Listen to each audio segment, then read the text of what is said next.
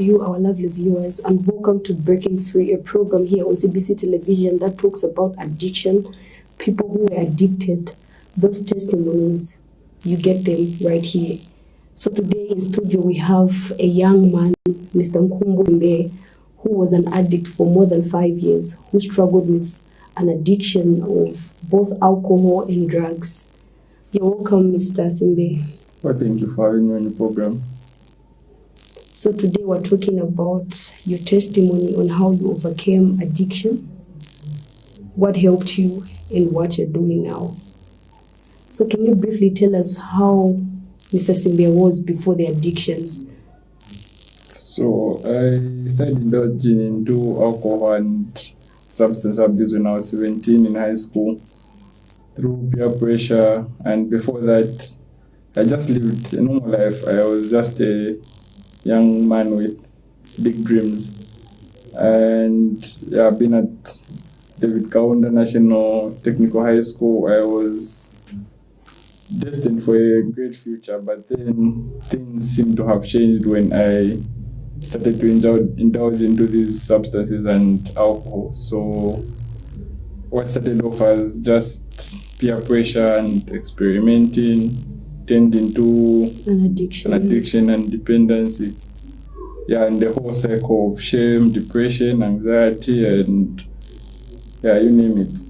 So you mentioned in high school, that was probably in grade, is it 10, 12? Grade 11. Oh, in grade 11. So like how did you become an addict? Well, it didn't start overnight or in one day or in a week or in a year. So I just was introduced by that time. Or by friends? Yes, I tried for the first time and I liked the feeling. So I would always use from time to time, parties, gatherings, just to socialize. But then the problem came in when I was at the University of Zambia in my first year. That was in 2021. When now I was free from, people like my guardians. There was no people to restrict us from having these substances. We're free to do whatever we want. So it was due to this freedom that now I started to partake whatever time I felt like and with whatever situation I was going through, be it pressure, academically, be it depression, So I just used it to cope.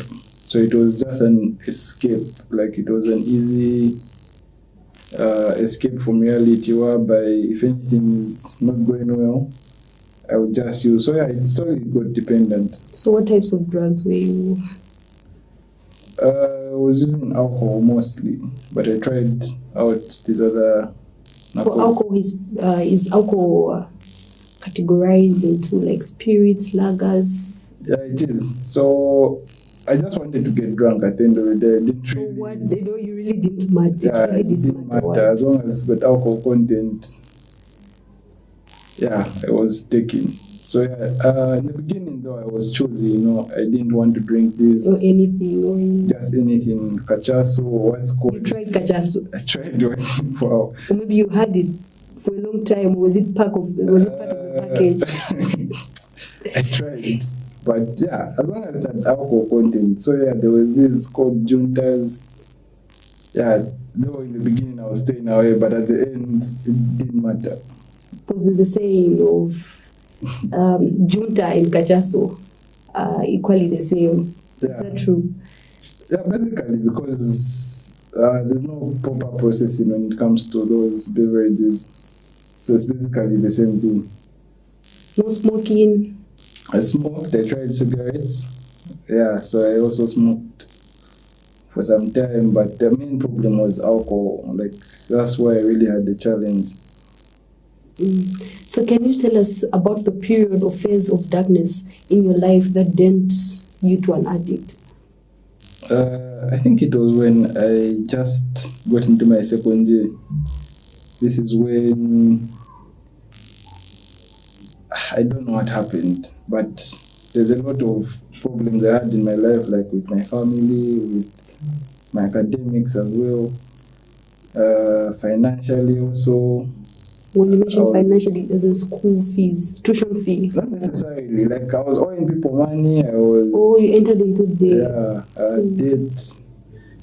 Yeah, and I just involved myself into a lot of other unnecessary endeavors. So it was but I didn't know what it was doing to me. In the long run, it was doing more harm than Helping. good. Yeah. So it just happened real fast. So I started absconding from classes. I was either drunk, drinking, or nursing a hangover. So it was just a cycle. Every day was like that. I prioritized the drinking over anything else. So yeah, I found myself drinking every day. At least I was away, and if I was away from reality, Alone. I felt better because I'm not facing my problems. I didn't want to face my problems. So for me, I have an ego question. So when you feel that pressure, taking beer, you feel better. Then when you sober up, you still. Yeah. So hence making you an addict or wanting to take in more alcohol for you to forget about the same pressures. Yeah, so that's what it was, because there was no solution or problem being solved at the time, so it was just a cycle. You're not solving anything, so you still find the problems, and if you keep running away from them, you won't solve anything, and they keep getting worse than they were because of the time. Because of the time, yes. Yeah. So what areas of life were affected during the drugs and alcohol? I would say every area of my life, starting from my health, physically, mentally, I wasn't okay.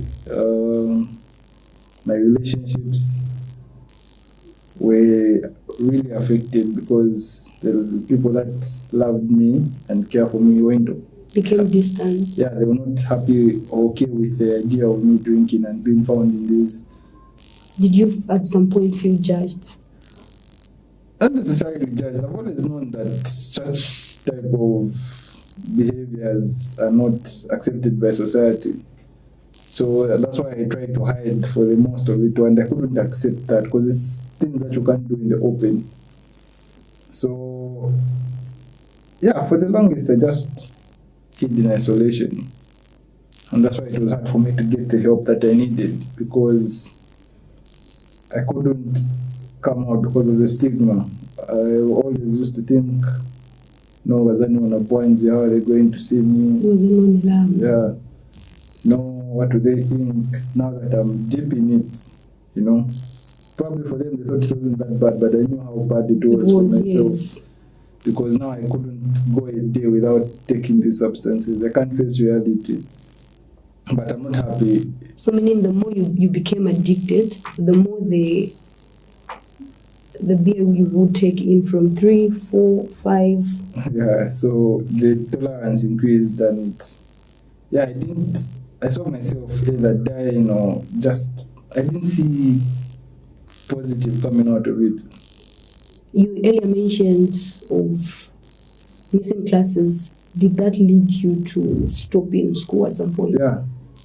So the first time, I had used my tuition fee, and by the time I could realize it, I wasn't registered for my second year, that academic year. I didn't register, and by the time I could realize it, exam period was there. I barely attended any classes and couldn't write those exams. What you're doing now is what you were doing. Yeah, still doing the same program. I just have a passion for what I'm doing. So when I got out of the rehab, I said, why not finish what I left now that I'm in a better position to do so? Oh, you're an aspiring surgeon. Yeah. So I said, I need to go finish what you started. Yes.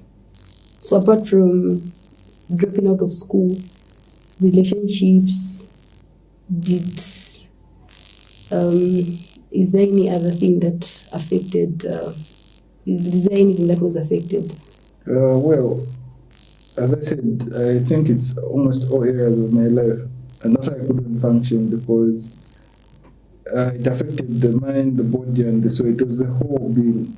So I don't think there was any area that was left out. I think it was all the areas. So initially, you depended on alcohol. Alcohol became family. It became your friend. It was everything. It was everything to you. Yeah. So I understand. Yeah, in good times, in bad times, at least it was always there. But it wasn't doing any. But why drugs? How did they become your source of joy? Well, when I was introduced to them, and I think that's what the problem was, and that's why I wouldn't advise anyone to try it out, because once you know what it feels like, you can't unforget that feeling. Oh yes, the happiness. I see people who are drunk around, all happy. Yeah, it just gives that false happiness. So I knew that if I do this, I'll feel happy at least for this period of time, and that was the problem. I would tell myself, okay, just for now, but what about tomorrow? I'll be sober tomorrow. Yes. But then I know I can still get drunk tomorrow and still get drunk again. But then, what type of a life is that? So, I just knew what it felt like. At least I knew there's that escape. At least for some time, I won't be thinking about whatever it is that's bothering me or how uncomfortable I'm feeling right now. At least I can feel different in a quick fix. Like how long did it take you to get drunk and undrunk after taking? It's a process. You don't get drunk in an instant. It's a process. Yeah, it's a process and it takes time. So yeah, you need to look for money. You need to have money. You need to look for the substance. Speaking of money, did the addiction maybe make you steal at some point? Like, did you become a thief? To be honest, yeah, I did, because that's what it gets to. You know, you can't sustain it. It's an expensive habit. Oh, because you were not working. Yeah, I wasn't working. So if you're not working and you don't have any source of income, you tend to other vices. Thief. So meaning anything was thiefable. Anything and everything. So from yeah. Home to whoever. So yeah, before I could find myself in bigger problems or big ones, I told myself I need to change for the better. Like, do you have any bad experience during that time that would? There are a number of bad experiences. Would you mind sharing one? Hey, I don't think I'm comfortable doing so, but there are a number of them, a lot actually. So as I said, it's more damage than good it caused. So there was a lot of damage actually. Yes. Yeah, I'm even lucky and I'm just grateful that my parents forgave me, the people that I wronged forgave me. Yeah, and I'm happy to just live life on a new page with a new start. So speaking of parents representing home, so the time after you dropped out of school, during the addiction process, the period, were you home or maybe did it make you leave home? I was in and out of home. Yeah, I would be home, missing from home, missing from home, and missing from home for a long time, and because I'm out there destroying my life. So yeah, it's a life that I just wasn't comfortable with, and it's very uncomfortable. Yeah, so I just knew I can't go on like this. And I need to change. So I was willing to do whatever it takes to get my life back on track. And this is when I approached them the last time I found myself in rehab. And I just told my parents, I'm just sorry for everything that I've done. And this time I'm ready to change. Like, this time it's different because I've said that enough times. But then they're like, how sure are you? Well, why should we believe you this time? Yes. So I'm like I've had enough. I can't keep going back to the same thing. That's keeping away from this relationship, like I don't like not talking to you for months, but I'm living in the house or being away for weeks or whatever. So I just said I'm tired. And so speaking of the same, when was your turning point and what caused it? What caused the true transformation for you to reach out to your parents? Yeah, like I saw the West coming. which was me going to a mental institution. And for the worst of the cases, which is running mad.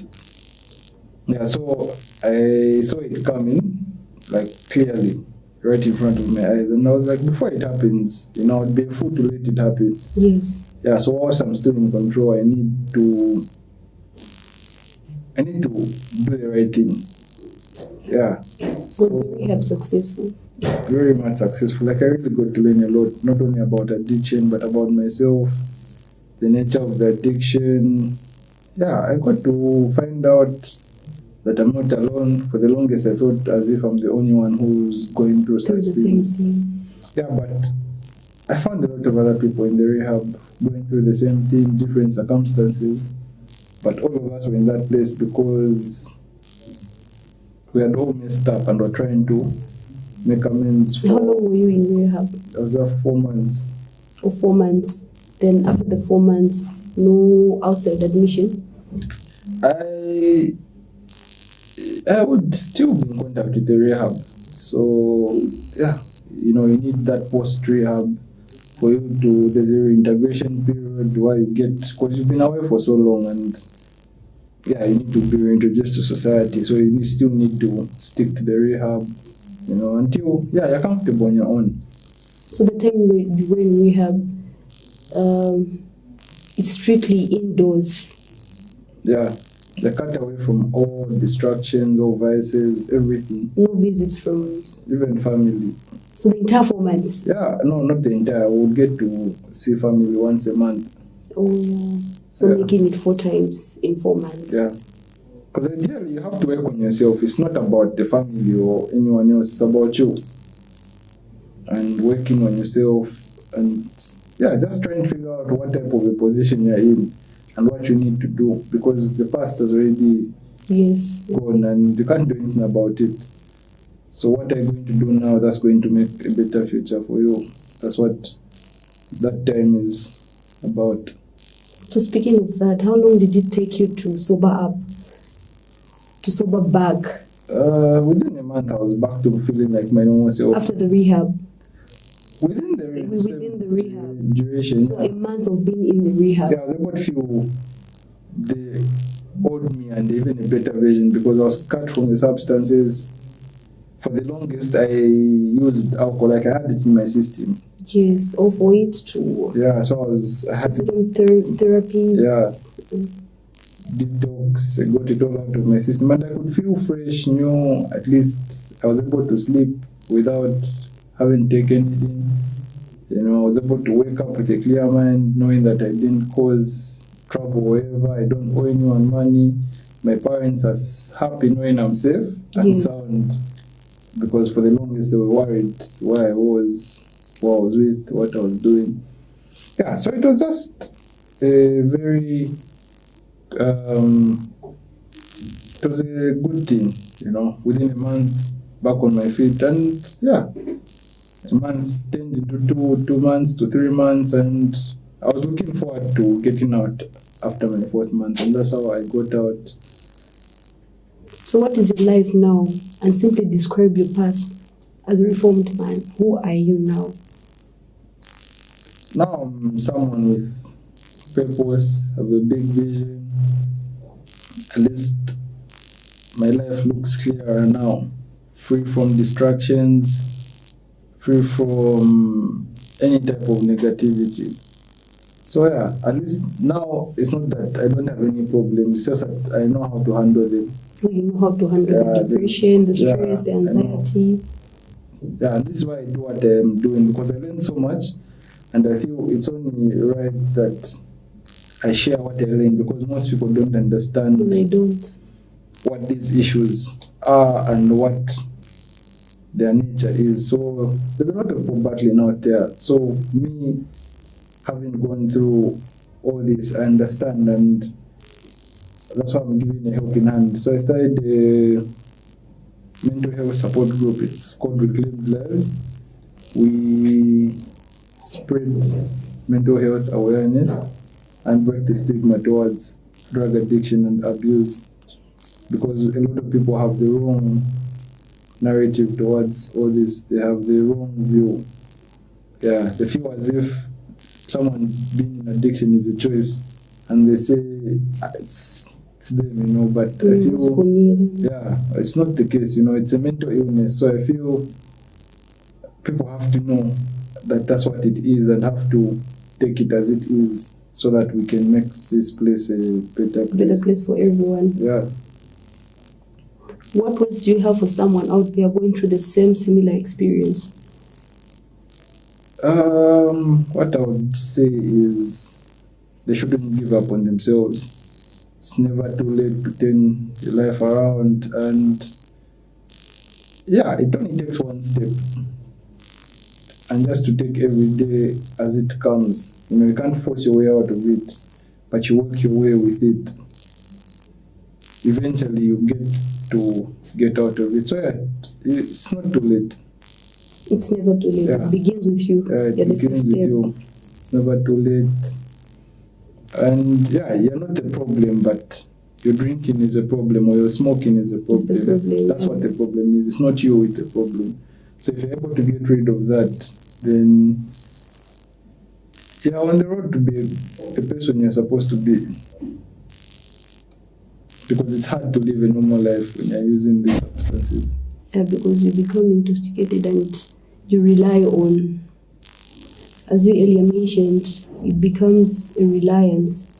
Because without them, you feel your life is not okay. Not until you are intoxicated with the same alcohol, be drugs. So what are your last words? Last words. I would just call for people to come together on this issue. I believe it's not a personal issue, but it's a problem for everyone to sort out. And families, government, and a lot of these other big institutions have a big role to play in it than they think they really do. So yeah, I feel if we come together and look at it how it's supposed to be looked at, I feel we can change, because the numbers are increasing. There's a lot of youths getting destroyed out of there due to substance abuse and drug abuse. So yeah, I feel if we can get to them before the streets get to them, then we can at least avoid all this happening. Yes, because we are in a setup where a lot believe one can't be depressed, especially at the age you started 17. Because I'm depressed na child. Ujesewa once walk pass. But parents don't know that we do pass through a lot of things. The untold stories. We pass through a lot of things, be at school, friends, relationships, all relationships. So I think it's an awareness that really needs a lot of people to get on board, be it the government, stakeholders, and these others. Yes. So thank you very much for coming on our program. The pleasure is mine. You're very much welcome. And keep being the warrior and keep encouraging those who are really struggling with addiction. As earlier stated, there is hope. There is a come out. You are loved. People care about you. So share. Find someone who you can trust, someone who you can rely on, and speak out. Better still, even rehab. Rehab is, you can enroll into a rehab. Is it? Yeah. So the help is there. The help you need is there. All you need is to speak up, as you said, open up. Because no one is going to know what you're going through if you don't mention it. So yeah, you open up and